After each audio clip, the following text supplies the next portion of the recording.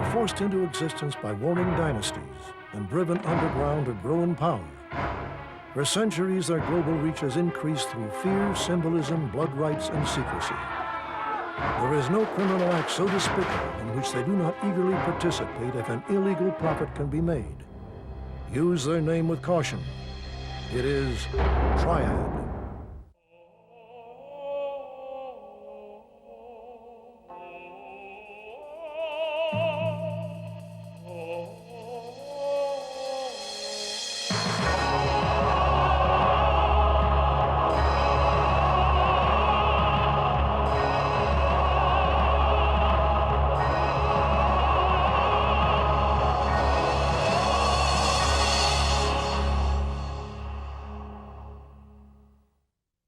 Back at a time when nomadic tribes still roamed North America, an already ancient civilization on the other side of the globe was giving birth to a sophisticated organization. In recent years, this organization has grown into a global network, ruling the lives of millions of people by terror and intimidation. Today, we know them as the Triads. But it was in the 17th century that the true Triad societies began to establish. They were born out of the struggle between two dynasties battling to control China. The ruling house, the Ming, found itself under attack and eventually overthrown by the rival Qing Empire. Among those who came to the aid of the doomed Ming were the Shaolin monks, the same order made famous by the television series Kung Fu. The Shaolin's abilities in martial arts were so fearsome that Qing ordered them to be destroyed. Their monastery was burned, and the entire Shaolin community, so one story goes, was killed, with the exception of a small group of monks. It was told they went underground, formed secret societies built around patriotism, as well as a severe code of loyalty to other members of the group. In this earliest form, they were groups of people who came together for mutual interest, for business, or simply family or clan ties. They were anything but criminal. This is what sets the Triads apart from other organized crime gangs. For centuries, they were, and remain to this day, an integral part of Chinese history and heritage, often doing a lot of good in Chinese communities, both in China itself and in other nations as the Chinese spread around the world. The descent into criminality started taking place over a number of centuries after they became outlaws. The Triads played an extremely active part in the politics of ancient China. From time to time, Chinese dynasties are either overthrown or created with Triad help. The emperors would use them as guerrilla fighters or a secret service. This intermingling of politics and society formed an important foundation in Triad development. To understand it, we need to look at how Triad societies actually work. Retribution against their own members or others for minor infringements is often swift and brutal, but seldom fatal. It's been said a dead man is forgotten, but a crippled man is an example forever, especially when he undergoes a chopping.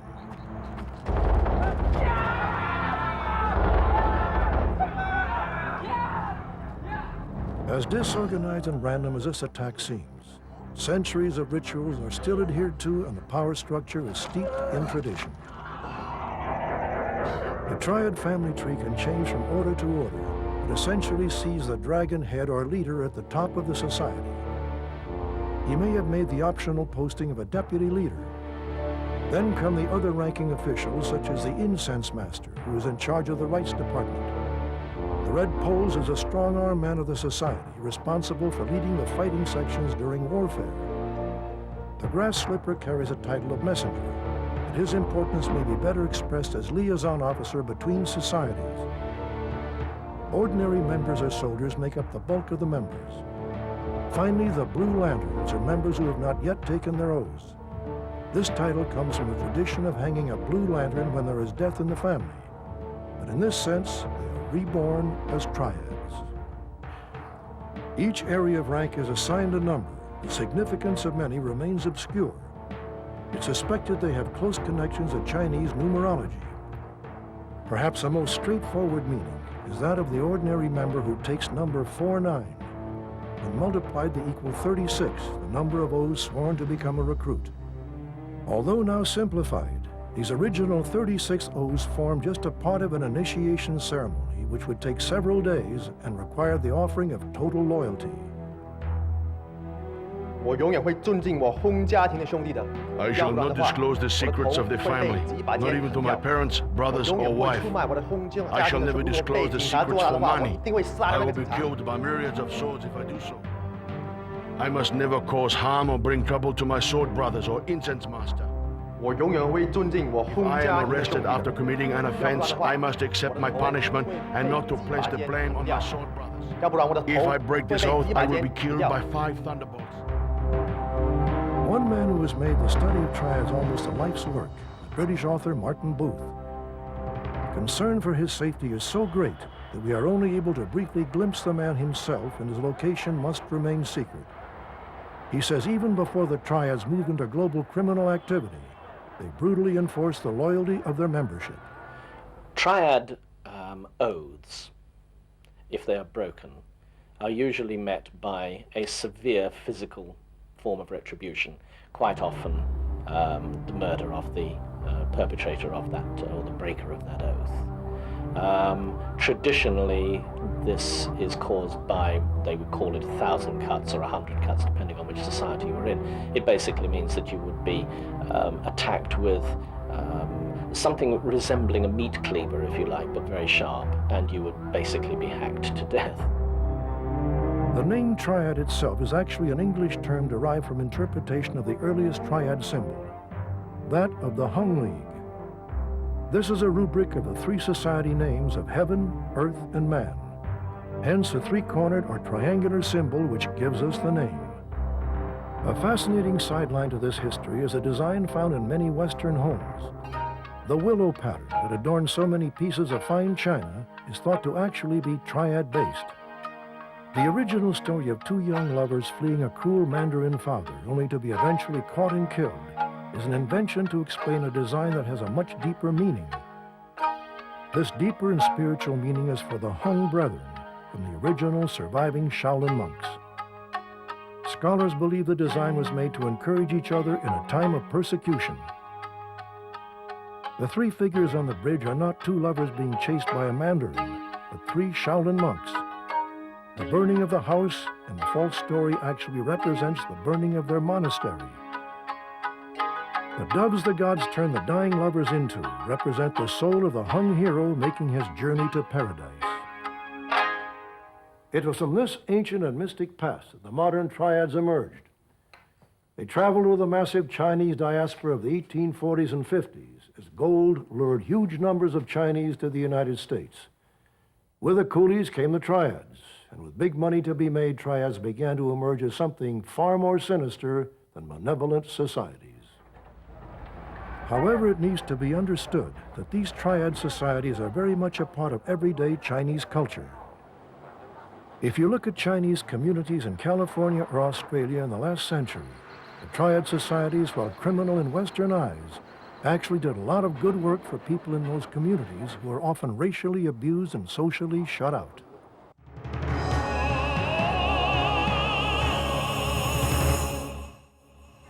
Mark Craig is a former law enforcement officer with wide experience in the Asia-Pacific region. He says traveling with this cloak of respectability allowed the triads to prosper. They moved into criminal activity in a big way in revolutionary China before, during, and after World War II. Triads have been abroad probably around about the time of the major Chinese diaspora, which is, let's say, around 1840, 1850. They travelled to South Africa, Canada, America, Australia, around about the time of the gold rush. That's when we probably first saw triads internationally dispersed. Now, in terms of criminal activity of any significance, it probably wasn't until post-Second World War.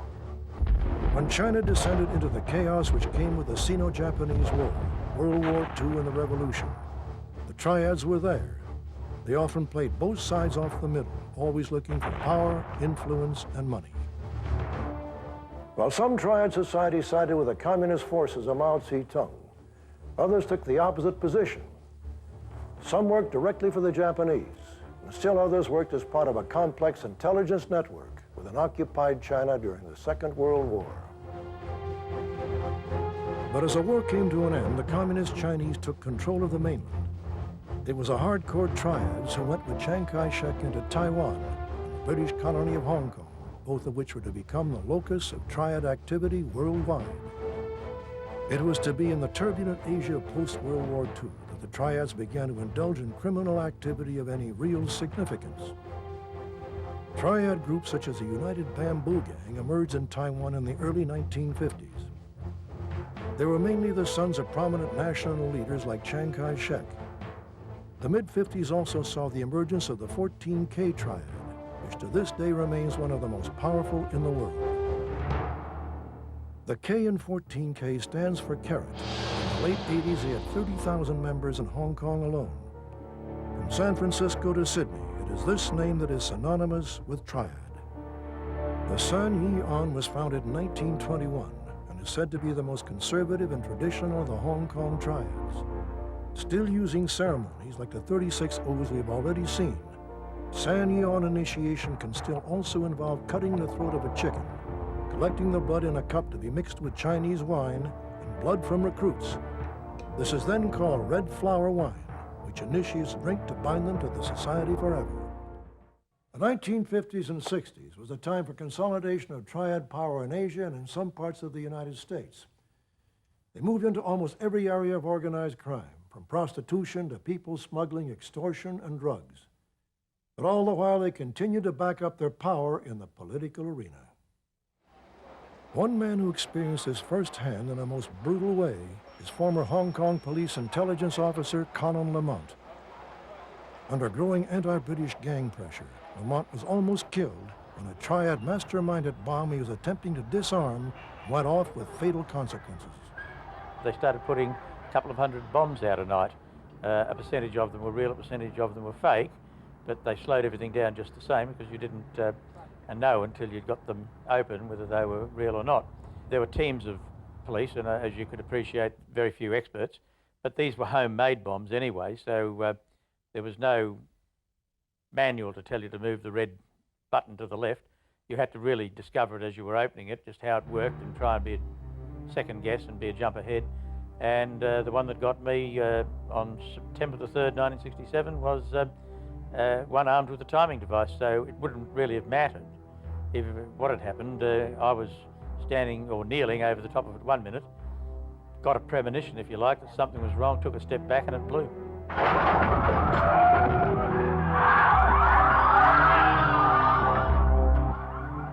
3 plugs of gelignite went up 5 feet away. Oh yes, I was lucky to survive. There was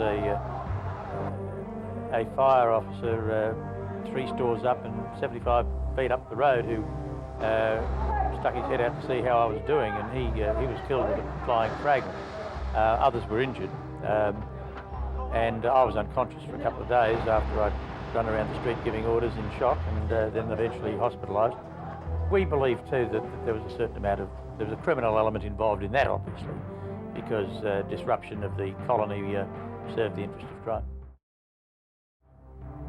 For police with Hong Kong street experience like Conan Lamont, seeing triad victims maimed by choppings but left alive was an all too common occurrence. The reality is that you didn't see the sort of overt machine gunning of people in the streets that we all know about from Al Capone days and Untouchables movies. The idea of driving around with somebody on the sideboard with a machine gun blasting shop fronts isn't part of Chinese culture.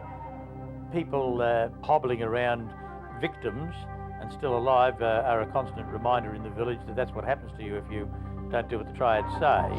And certainly the Mafia idea of omerta, of you just don't talk about it. That's an important part of it. No one will tell you the innermost secrets of the Mafia, the triads, or for that matter, I guess, the Masons. I mean, the whole idea of secrecy is all part of it, and that's part of their defence, I suppose, is that they've got everybody scared witless, so that they're not going to have to worry about anybody really talking to the authorities.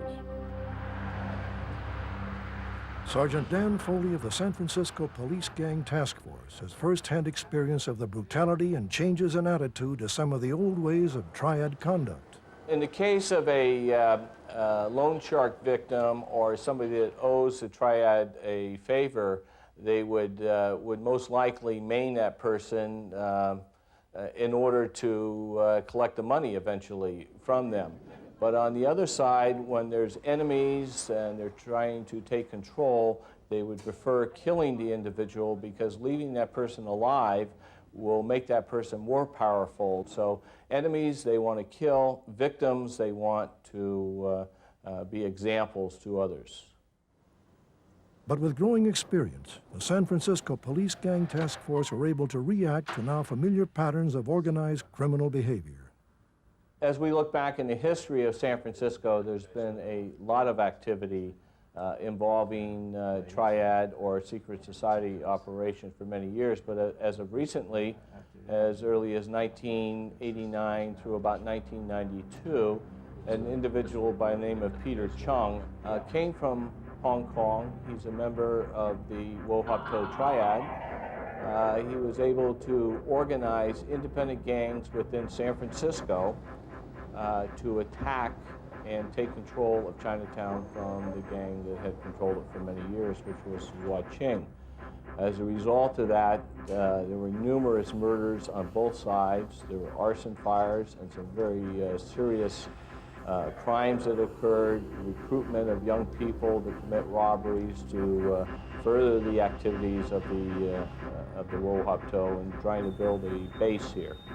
When Mr. Peter Chung came to San Francisco after traveling around the United States, we in the San Francisco Police Department Gang Task Force, along with other federal agencies as well as state agencies, recognized what was going on. We were able to deal with it fairly quickly. Within 2 to 3 years, the whole organization was brought down. Mr. Peter Chung had fled to Hong Kong, then Macau, and is now being brought back to stand trial federally, along with other people that were leading the organization. The big time, though, was just over the horizon. The triads burst onto the international drug scene largely through the efforts of one man, a sinister and clever gang leader who realized it was time to take a far more business-like interest in the drug trade. The triads really came into big money. They really hit the big time when the international heroin trade started up. And they were immensely important in the establishment of that. A Hong Kong Chinese called Sik Ho, who was nicknamed Limpy Ho because he walked with a limp, was probably the most important. He and two other men, were the most important in establishing the heroin trade in the world. And Sik Ho was the most important one where Europe, and certainly the east coast of North America, is concerned. He was the first triad to go at the heroin industry with a businessman's eye. His organization was exceedingly good. His network of couriers, if you like, was exceedingly good. He struck up an alliance in Amsterdam with the Chinese triad group there, and he and they together more or less set up the heroin trade as we know it today. Limpy Ho was eventually to be successfully charged along with his wife. A major breakthrough for Hong Kong police, that by this time what he had set in place was bringing in billions.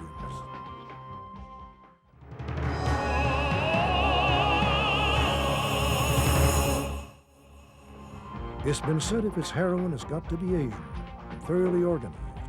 Hong Kong triads and to a lesser extent Vietnamese and Taiwanese gangs control the heroin trade because a majority of heroin source plant opium is grown in the Golden Triangle of Laos, Burma, and Thailand. This is where this load came from, 420 kilograms of heroin, one of the biggest hauls in Hong Kong history. It was bound for the United States, Canada, Australia, and Europe. To snare this catch, the Hong Kong police spent 6 months investigating a local drug consortium. It was found hidden in 30 travel bags in this house on mainland China. Also seized were automatic weapons and police scanners. Hong Kong was founded on the drug trade. In the past, it was opium for China. Today, it's heroin for the world. It's all controlled by a strict corporate strategy, a business plan that takes a profit at every level down, from the major importer to the street-level dealer.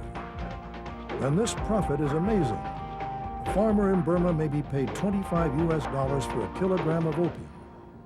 By the time the product hits American streets, it's worth over 1,500 times that amount. Almost no other product enjoys this ratio of markup. This is why the drug trade is believed to be the third most lucrative business on the planet, right behind the international money trade and the oil business. Triads are good businessmen. They understand that to be successful, you first monopolize the product and its distribution. Then you brand it with a marketable image, like the growing heroin chic, making the drug appear mainstream and recreational. Then you expand market share, which is exactly what they did here in Oakland, California. But in a spot check on containers shipped from the Far East, a drug dog uncovered 480 kilos of pure heroin disguised as birthday presents. Happy birthday, heroin. All but a small amount of the drug was removed. Then began an elaborate surveillance operation with 100 undercover officers. A U.S. Customs helicopter shadowed a truck which picked up the shipment and headed for a warehouse near San Francisco. We're as low as we're going to go. If we stay down here and stay orbiting, they're going to go ahead and spot us in a few minutes. When a suspect spotted a remote-controlled hidden camera, the police moved in. 3 men are now serving long sentences. It's a sad indictment that globally, human beings spend more money on drugs than on food. But the Triads has been a formula for success. The enormous cash flood provided by the international drug trade financed the Triads even deeper into other criminal activities. By now, they were well entrenched outside of China, throughout Asia, and on the west coast of the United States.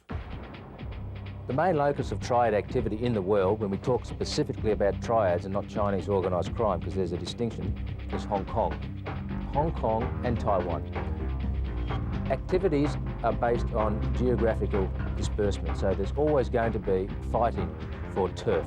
For example, this is a typical triad fighting implement right here. This is a sort of well, it's a food chopper, and the triads actually fight with these. And they undertake what's called a chopping, where they attack people and they hack them with these things. These are razor sharp. In places like Hong Kong, it's very difficult to get hold of a firearm. So violence with a firearm is not so frequent. So that's why we see resorting to these kind of traditional weapons. Internationally, it's a little bit different. Gang wars have spilled over very significantly into the United States. We only have to look, for example, at the Labor Day massacre of 1977 in San Francisco that became known as the Golden Dragon Massacre. That was particularly nasty. What happened there is that a new group of Hong Kong immigrants had legally come into the United States. Some members had formed a gang called the Joe Boys. They did not respect the established order within the Chinatown community. They did not listen to the established elders and what the Tongs said. They were going to start their own gang. Now, of course, there's only so much turf to go around. They burst into the restaurant, had automatic weapons and handguns, let go.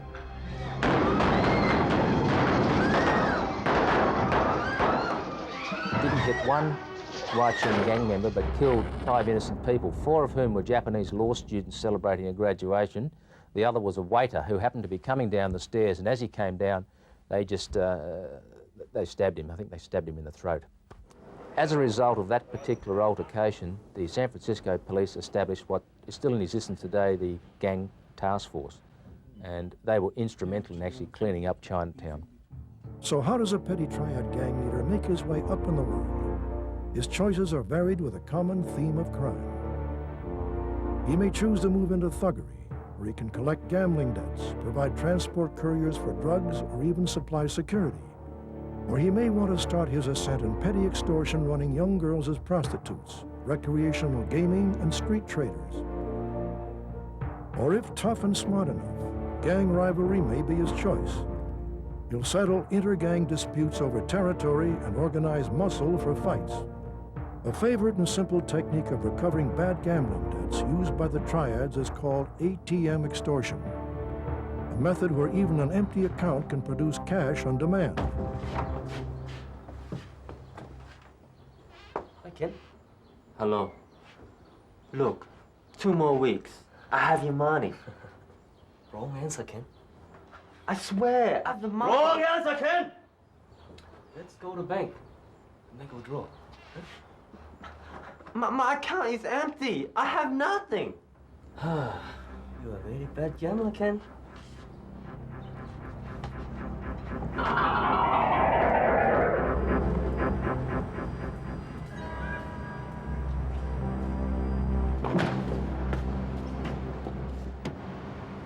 Now get our money, please. I told you, it's all gone. But 2 weeks, and I know I have enough. Ring your mother, your father, your uncles, your grandfather. We don't care. Tell them to transfer the money in your account. I don't think. Does your mother love you? What? Or would she like to see her baby sent back to her? A piece at a time. What do you think? Huh? Head first? Foot maybe? Nose? All right. All right.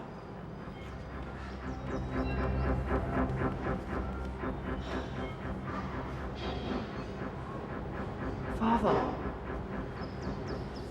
I'm in serious trouble. Sir, your mother does love you. It's my uncle. Whatever. See you next month. Oh, here's your receipt. Account balance, 0.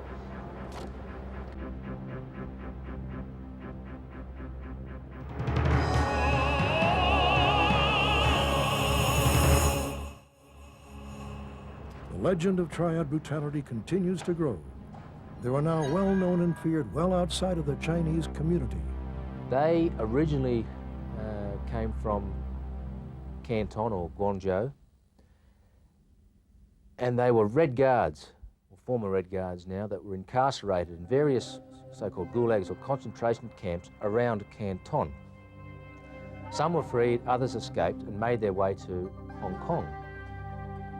There they had a commonality between each other and soon became referred to as the boys from the Big Circle, i.e. the circle of concentration camps around Canton. This was a term that they didn't give themselves, but other people like the law enforcement people gave to them. Very quickly they organised themselves and they specialised in the armed robbery of jewellery stores in broad daylight. And they would use automatic weapons, AK-47s and hand grenades. They didn't care who got in the way. Very quickly the triads realised they had a problem on their hand because the whole crime thing is territorial in Hong Kong. It's all divided and you just can't go into somebody else's area and commit these kind of crimes. But the Daihunjai didn't care and they actually took them on and had the triads kind of beating a fast retreat. Anyway, from there in the 70s, the Daihunjai evolved into a very, very powerful crime group, established a good core source of funds and migrated to the United States, Canada and Europe. In Canada today, they are deemed the #1 threat to law enforcement. They maintain an organisation of 1,000 strong across the country. Now, where they differ from other organised crime groups is they operate in cells of about 10, and they base their whole structure on something not unlike a terrorist organisation, such as the IRA. In other words, it's highly compartmentalised.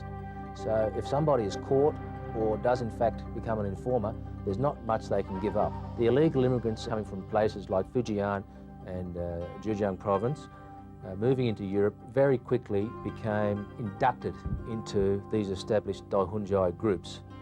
So what law enforcement now talk of as second and third generation or second and third waves of Daihunjai. Anyone who betrayed a triad or took them on met an organized retaliation dealt swiftly and brutally. Oh, they're organized and they are loyal to each other. They have the same sense of cohesion that the Mafia has in Italy and the IRA used to have in Ireland and the rest of it. And if they have to do a piece of work, that is, if they have to kill somebody in order to protect the group, they will do so without hesitation.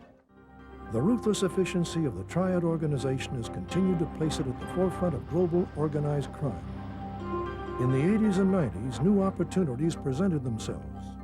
The staple business, for example, let's look at Sun Neon Triad. In Hong Kong, they control the entertainment industry, from making movies right down to the local karaoke bar. Of course, prostitution, all the vice industries are the staple of all the triads and all the Chinese crime groups that operate at that sort of basic crime level. When we get up into the more sophisticated operations, we're certainly talking about narcotics importations, arms trafficking, and the big one for the last sort of 15 years is people smuggling. That's a multi-billion-dollar industry.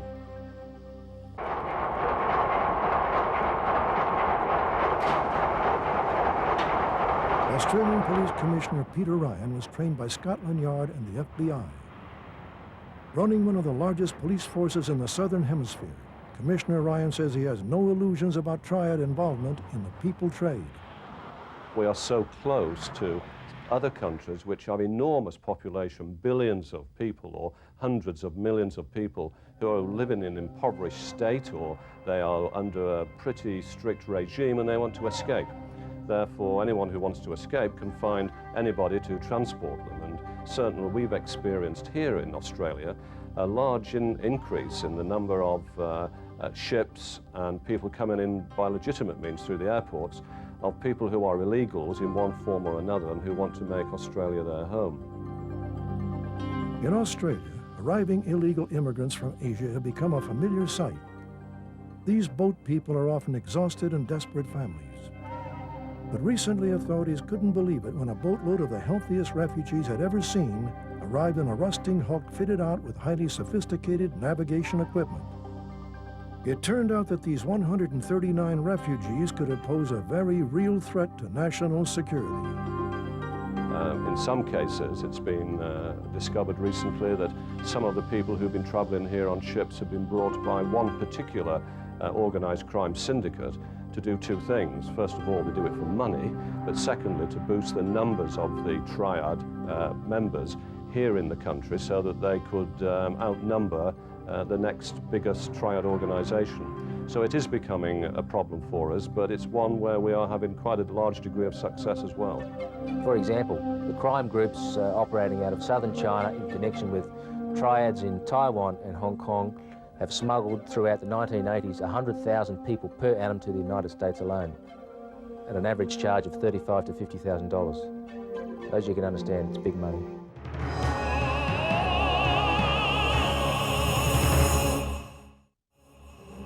Mark Craig's experience with triads has left him in no doubt as to their capacity for brutality. He tells a chilling story of how close death can be in dealing with gang members, particularly for courageous officers who work undercover. I have a friend with the New York City Police Department, a Chinese American, and he spent a couple of years undercover in a particular Chinese organization in Manhattan. Anyway, one day he was bringing in two out-of-town criminals from a different organization into New York. And they were in the out-of-town car, so it had out-of-town number plates, obviously. Anyway, a traffic cop stopped the car and spoke to the driver and made some disparaging comment in terms of his ethnicity. Good evening, gentlemen. You realize you're doing 65 in a 55 zone? License, registration, please. You gentlemen off to a Chinese tea party, are you? Went back to his vehicle to, I guess, to get his citation book. The out-of-town triad gangster became extremely agitated by the police officer's provocative comments. He drew a pistol and wanted to kill the officer. The undercover policeman thought quickly and removed the threat. Mark Craig recalls the officer's words. If anybody's going to shoot this cop, it's me. You're in my town. You are insulting me. I'm going to lose face here. I'm going to shoot this cop. Okay? But I'll do it when I'm ready, and now's not the time. Hey, gentlemen, try to take it easy tonight. Thank you very much. And so the whole thing was cooled down and went on. So just how do law enforcement agencies here and worldwide deal with such a strong and ferocious network of evil? Almost impossible to penetrate. The individual triad gangs are also moving more and more into legitimate business, owning their own banks and often having budgets bigger than some entire nations. Here we see a police operation about to hit the streets of Hong Kong. Customs officials are moving out to raid the territory. Tonight's target are the young hawkers of pirated music CDs. There are many arrests of hawkers as young as 12. They're often used as expendable workers by the triads. Any tourist who's been to Hong Kong knows that when it comes to counterfeiting, the Chinese are hard to beat. Music, CDs, and computer software are expertly copied and often undetectable from the original, except for their low price, turnover multi-millions.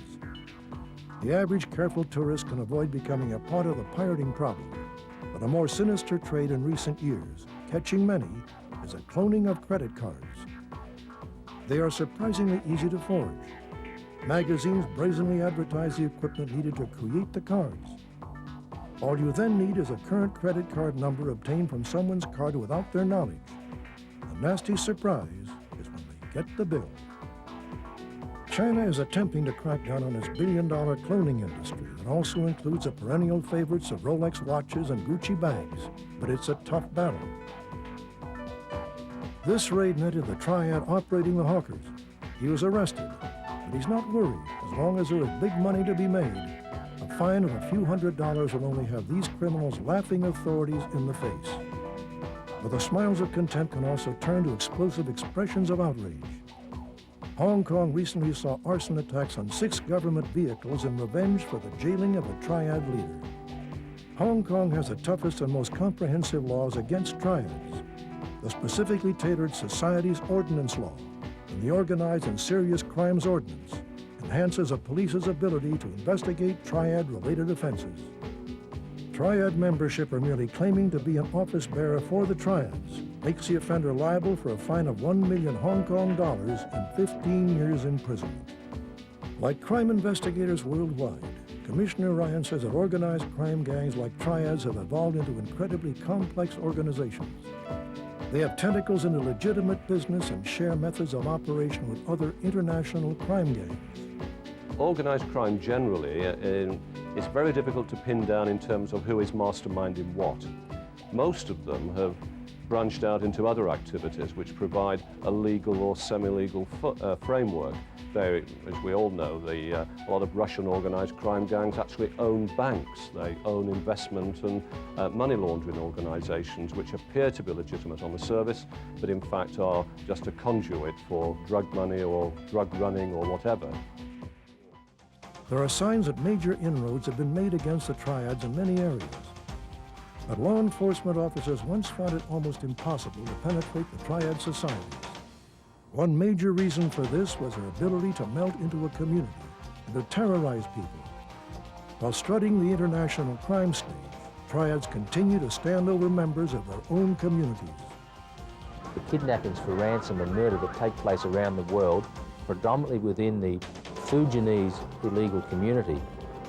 Now, the gangs that have sprung up in these communities, like the Fuk-Ching gang in New York City, for example, who maintain a hardcore membership of 500 gun-carrying people, these gangs have made their big money through people smuggling and narcotics importation. Now, to furnish their cash flow, they engage in kidnapping for ransom. Now, there's one particular case that springs to mind that involved a group called the Flying Dragons. What they did in this particular instance, they kidnapped 3 people, all separately, all unknown to each other, all randomly. Had the particular victims place a phone call back to China under duress, extreme torture as a matter of fact, seeking $36,000, 36 being a significant number in triad mythology.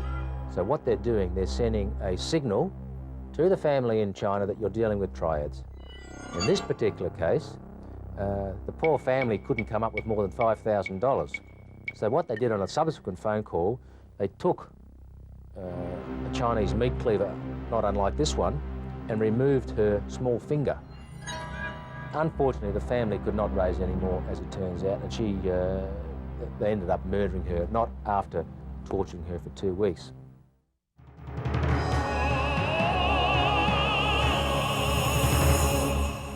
Ultimately, the experts are unanimous on one point. We will probably never be able to stamp out the triads. A recent report states that worried Chinese authorities believe there may be as many as 150,000 criminal gangs with over 1.5 million gang members connected to large syndicates now operating in China. However, 1998 saw world-leading 3,500 criminal executions carried out there, harsh steps to discourage the rising flood of criminality. Police Commissioner Peter Ryan says anti-crime forces around the world are now enjoying more success, but admits it's never time to be complacent. I'd rather not say we were losing the war or winning the war, but to say that we're keeping abreast of the changes in organised crime, the people who are behind it. We've had some very, very significant seizures of heroin, particularly. Only last year we seized a ship carrying somewhere in the region of 400 kilograms of heroin, a street value of nearly $500 million or thereabouts. We've seized a number of ships carrying people. We've caught people coming in at the airport. We've disrupted money laundering chains, and we've arrested quite a few senior gang leaders. So we're on top of these people. But the problem with it is, of course, that organised crime always finds a new outlet for its activities. No matter how careful we are, no matter how good the police are to track them down, the moment we're on their tail, they move on to another enterprise. They have far more money than law enforcement. As you know, many of these major international gangs have got more money than many countries have. So they can very quickly change their activity from one activity to another. As long as there's a criminal dollar to be made, they will pursue it with a ruthlessness matched by few other crime syndicates. The global criminals continue to evolve and change faster than we can move against them. However, no one is throwing in the towel. It is, of course, right that Western governments, and indeed Eastern governments, Chinese government, the Taiwanese government, should act against organized criminals. They undermine society. Having said that, the Chinese Triads are a fascinating difference. You can't say that the Mafia are a part of Italy's heritage, or the Cosa Nostra is a part of Italy's heritage. But you can say that Chinese secret societies are integral to Chinese society. They have their roots in the culture of that country. For centuries they were accepted. And in some Chinese communities to this day, even though they may be parasitizing that society by demanding protection money and so forth, they may also be benefiting that society in some instances. To criticize the Triads as criminal gangs is right today, but you have to realize that historically they weren't criminals. They were often outlaws, but they played an important part in the foundation and development of Chinese history. You can't even eradicate Triads in their own home turf, Hong Kong. That will never happen. Even though it's been illegal, for example, in Hong Kong to be a member of a Triad since at least 1840. It hasn't been eradicated. And I don't think within the West we have any chance of eradicating foreign-based crime groups such as these different Chinese groups, because they are far too sophisticated and we actually know very little about them. Well, I think what they're finding, the myth that this secret society, that no one will cooperate with law enforcement, namely the victims won't cooperate or their own individuals will not cooperate, has been false, because we've gotten great cooperation through witnesses in the community and outstanding cooperation from their own members who find themselves having a problem with particular cases and are willing to give up everybody. So as law enforcement and community started understanding that these are just people and they're criminals, and we can have an impact on them. And through mutual cooperations with countries, if we can't get them here, they may be able to get them someplace else and put them out of business. So now, after centuries of battle against a sinister network of crime and murder, the war is set to continue well into the new millennium. As long as the Triads can continue to adapt and refine their highly efficient and ruthless network, law enforcement officers admit they will never be totally destroyed. That does not mean defeat. It means we will just have to continue the fight against what remains as the world's largest crime syndicate. I'm Robert Stack. Thanks for joining us.